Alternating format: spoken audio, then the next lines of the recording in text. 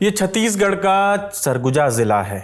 चिलचिलाती धूप, जंगल के पथरीले और दुर्गम रास्ते, इन्हीं रास्तों से नंगे पैर गुजरते हुए ये महिला अपनी 90 साल की बुजुर्ग सास को पीठ पर लाद कर आगे बढ़ती जा रही है।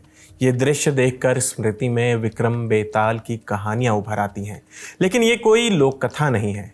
इसमें बोझ के साथ साथ दुख और बेबसी भी है। ये 21वीं सदी के भारत की तस्वीर है जो अब सोशल मीडिया पर वायरल है। ये घटना सरगुजा जिले के मैनपाट इलाके की है।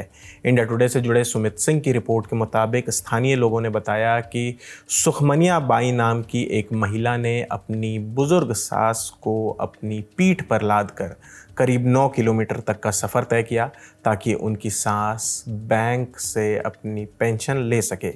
लोगों का कहना है कि जंगल वाले इलाके में ख़राब ट्रांसपोर्ट कनेक्टिविटी की वजह से गांव वालों को अक्सर बुनियादी सुविधाएं पाने के लिए भी ऊबड़ खाबड़ रास्तों से होकर पैदल लंबी दूरी तय करनी पड़ती है। स्थानीय लोगों ने आगे दावा किया है कि सुखमनिया बाई महीनों से ऐसे ही चक्कर लगा रही हैं क्योंकि पेंशन नियमों के मुताबिक पेमेंट होने से पहले लाभार्थियों को फिंगरप्रिंट या पहचान वेरिफिकेशन के लिए बैंक में खुद मौजूद रहना होता है।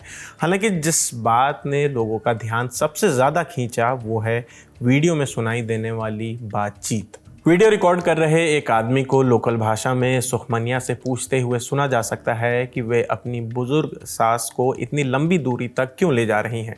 जवाब में वे कहती हैं कि पेंशन का पैसा तभी मिलता है जब लाभार्थी खुद बैंक जाए।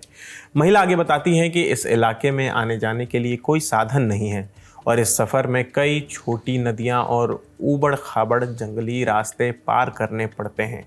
बातचीत के दौरान सुखमनिया बताती हैं कि उनके परिवार को पेंशन के तौर पर करीब 1500 रुपये प्रति महीना मिलते हैं, जो कभी कभी कई महीनों का एक साथ दिया जाता है।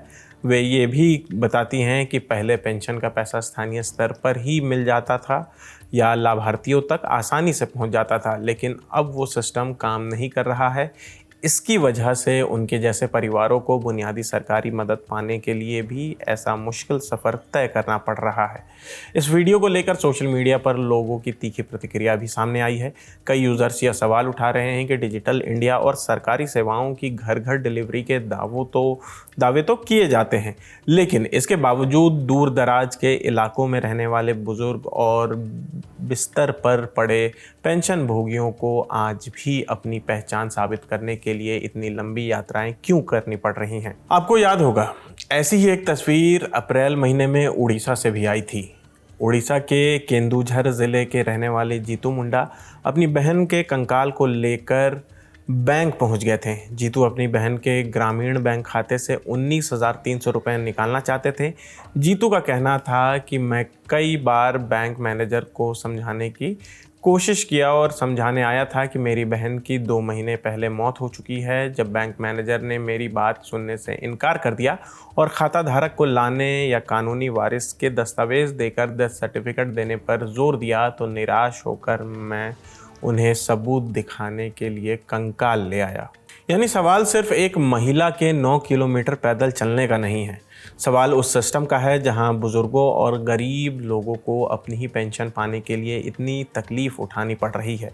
एक तरफ देश डिजिटल इंडिया और ऑनलाइन सुविधाओं की बात करता है, दूसरी तरफ कहीं कोई महिला अपनी सास को पीठ पर लाद कर जंगल पार कर रही है, तो कहीं कोई भाई अपनी बहन का कंकाल लेकर बैंक पहुंच रहा है। सरकारी योजनाएं तब तक अधूरी हैं जब तक उनका फ़ायदा आखिरी कतार में खड़े इंसान तक आसानी से न पहुंचे। तो फिलहाल इस खबर में इतना ही। आपके लिए इस खबर को लिखा है हमारे साथी अर्पित ने।